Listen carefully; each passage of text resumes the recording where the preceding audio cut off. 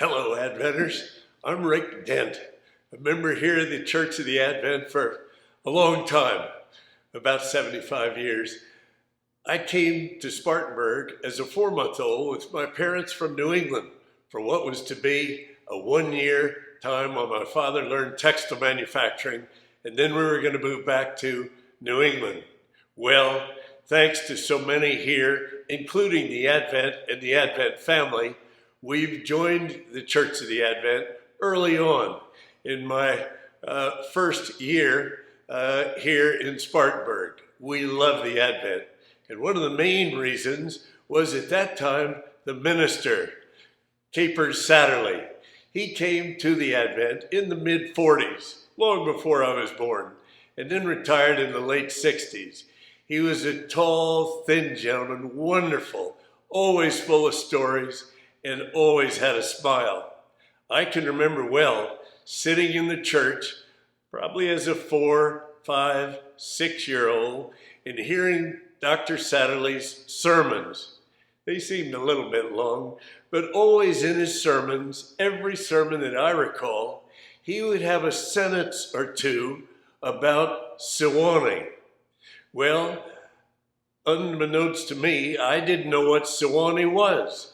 And one time when I was about 9 or 10 years old, I asked my father at Sunday lunch, "Dad, Dr. Satterley talks about Sewanee in his sermons. What is that? Is it just full of ministers and angels flying around? What is Sewanee?" And he said, "No, Rick, it's a good university. They have a very good seminary there for Episcopal ministers." He said, "I think Dr. Satterley went to Sewanee as an undergraduate student and then went to the seminary there to become an Episcopal minister." Well, at about 9 or 10 years old, all that was Greek to me. I don't think I knew what a college was. But at that time and thereafter, I just knew I was not cut out to be a minister.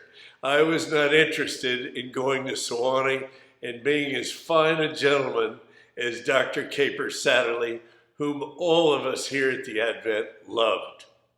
Well, when I was in about the 10th grade, a very good friend of my family's came to visit us in Spartanburg.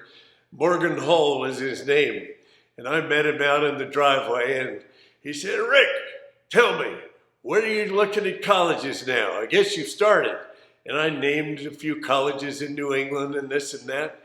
And he was in textile sales and lived in Atlanta. He said, "Rick, what about Sewanee?" And I said, "Mr. Hall, quite honestly, I just don't want to be a minister. I don't think that I'm cut out to be a minister, and it would be a whale of a change for me and a tough assignment. So I'm just not interested." He said, "Well, Rick, what is it about Sewanee that you have to be a minister?" And I said, I just thought everyone that went there was a minister. Our main minister at the Advent that I grew up with, he went to Sewanee, and every Sunday he talked about Sewanee in his sermons. I never knew anyone else who went to Sewanee. And he said, "Rick, you ought to give it a look." And I said, "Mr. Hall, with that advice, I'll do it." Well, I had a 10th grade teacher who, unbeknownst to me, had gone to Sewanee. And he always enjoyed taking about 4 or 5 guys. At that time, in the late 60s, Sewanee, or in the mid-60s, Sewanee was an all-male university. And that's a whole nother story. But it was all male, so naturally, he would fill his car with 5 or 6 young men and take them up, see Sewanee and all. Well, I went. And they weren't flying around up there, ministers and angels and all. It was a great university on a plateau in Tennessee, just beautiful. The architecture, everything about it. Well, I came home and told my parents, I think I saw the college where I'd like to go, but I also need to apply to all the others too. So in 1965, my senior year in high school, I was accepted at Sewanee and went there for 4 years No, I was never a minister. I didn't go to the seminary, but I sure did enjoy that undergraduate school and all the guys that I met from all over the country. I got the most out of it. I was on a swimming team. They wanted me to play basketball or whatever, but I'd fall all over my big shoes and it was a mess. But swimming I loved. And in fact was a roommate at Sewanee with a high school student who was an all-American swimmer from Charlotte and now lives here in Spartanburg. But it was a great opportunity, but it just goes to show, don't draw conclusions in life too soon without asking so many questions. You might not realize, but Lindsay Little was 4 or 5 years ahead of me at Sewanee and paved the way.